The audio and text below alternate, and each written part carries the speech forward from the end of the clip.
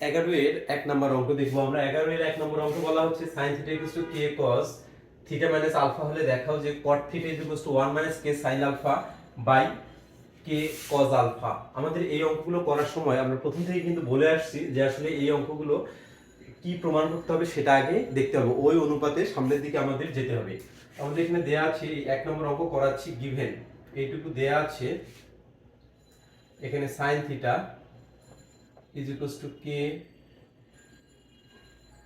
k cos θ minus alpha, এইটা হচ্ছে আমাদের দেয়া আছে। এখান থেকে আমরা sin θ যা আছে তাই রাখবো। এই যে k এখানে cos θ মাইনাস আলফা আছে, এই θ মাইনাস আলফা অর্থাৎ হচ্ছে cos a মাইনাস b এর ফর্মুলাটা আমরা ফেলার চেষ্টা করব। এখানে cos θ cos আলফা পজিটিভ, এখানে sin θ sin আলফা। এই ফর্মুলাটাতে এখানে যেহেতু মাইনাস আছে সুতরাং এখানে ফর্মুলাতে এখানে প্লাস হবে আমাদের। এরপরে এই কেটা আমি ভেঙে দেব। কেটা যদি ভেঙে দেই sin θ k cos θ cos alpha, আমি একবারে এটা ভেঙে দিতে পারি k cos θ, এখানে জাস্ট একটা k লিখে দিলাম। ওকে, তারপরে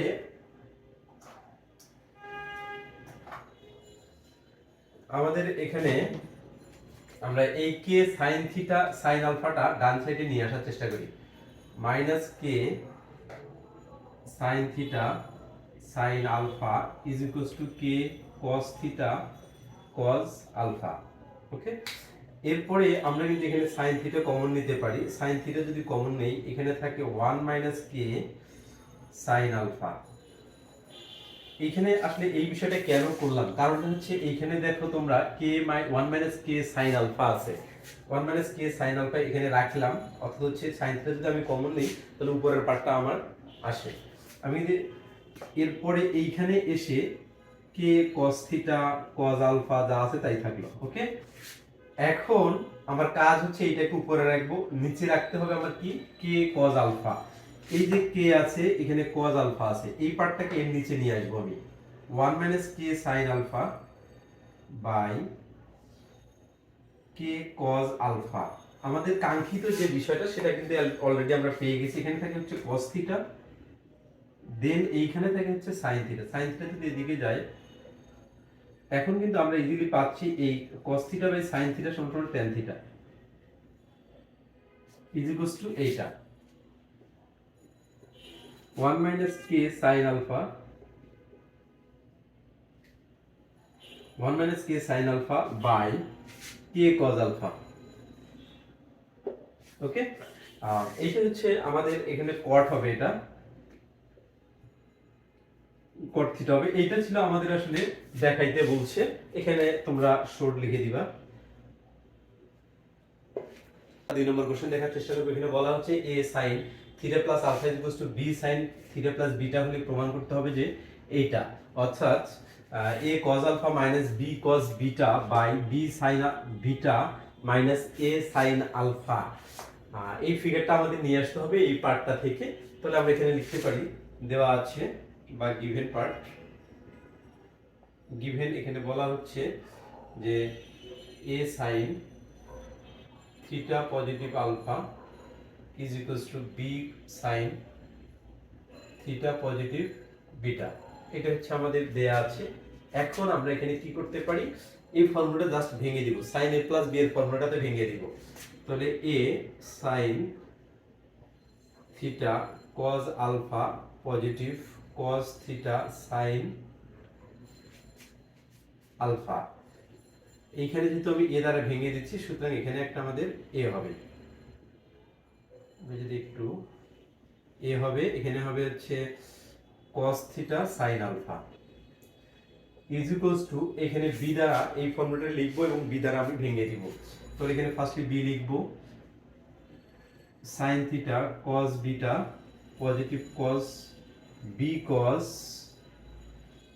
cos θ sin, এখানে হচ্ছে আমাদের বিটা। ওকে, এখন আমরা করব কি, এই যে পার্টটা b sin θ cos বিটা আছে, এখানে a sin θ cos আলফা আছে, এইখান থেকে যদি আমি দুটো যদি এক জায়গায় একদিকে করে নেই a sin θ cos alpha minus B sine theta cos beta is equal to এদিকে যা আছে তাই B cos theta sine beta minus এই যে এই পার্টটা এই সাইডে চলে আসবে। তাহলে আচ্ছা আমাদের A cos theta sine alpha cos theta sine alpha. এটা আসলে কেন করলাম, তার কারণটা হচ্ছে আমাদের ওই সাইডটা তোমরা দেখো a cos alpha b cos beta আছে, a cos alpha b cos beta আছে। কারণ আমি যদি এখানে সাইন থিটা কমন নেই তাহলে আমি কিন্তু আমাদের কাঙ্ক্ষিত যে মানটা সেটা পেয়ে যাচ্ছি, a cos alpha minus b cos beta is equals to এখান থেকে যদি আমরা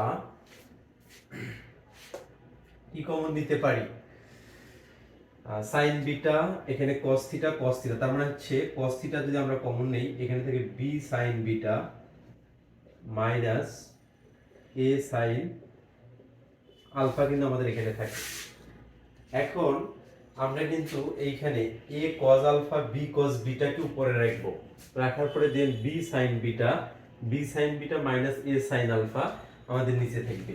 তার মানে এখানে a cos alpha minus b cos beta by এই পার্টটা এখানে চলে আসবে b sin beta minus a sin alpha.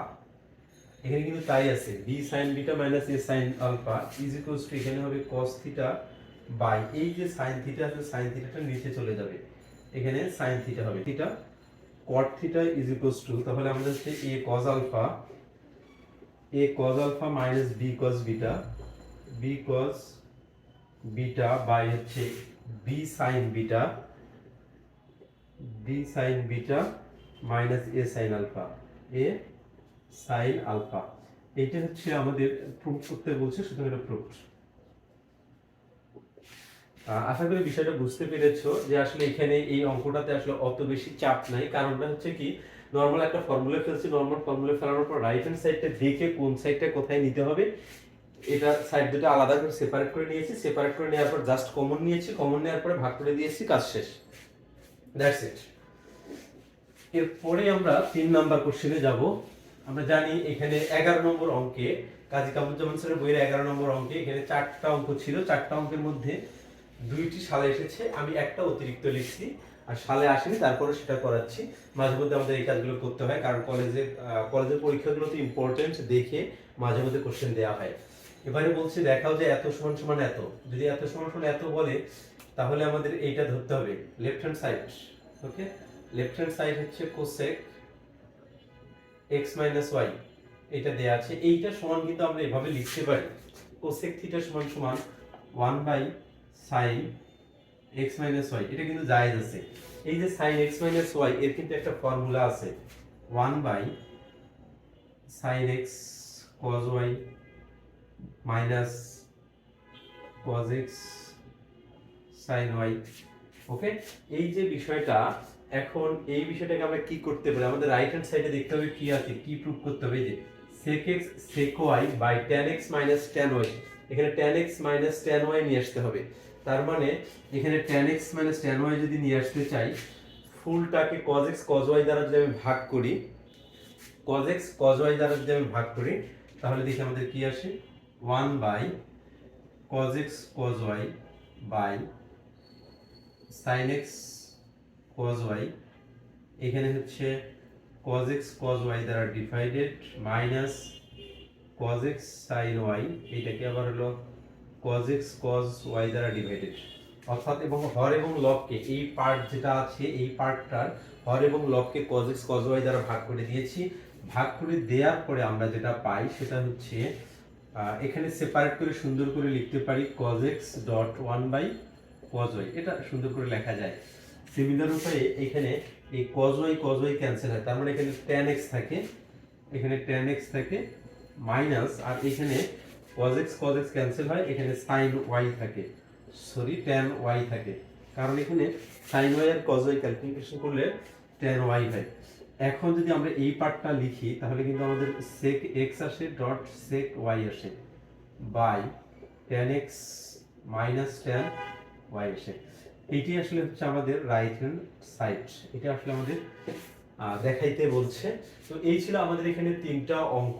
তোমরা করবা কি এই অঙ্ক 3টা খুব ভালো করে প্র্যাকটিস করবা। প্র্যাকটিস এখানে 3 নম্বর অঙ্কটা আমি উঠাইনি, এই 3 নম্বর অঙ্কটা করার ট্রাই করবা। আল্লাহ হাফেজ।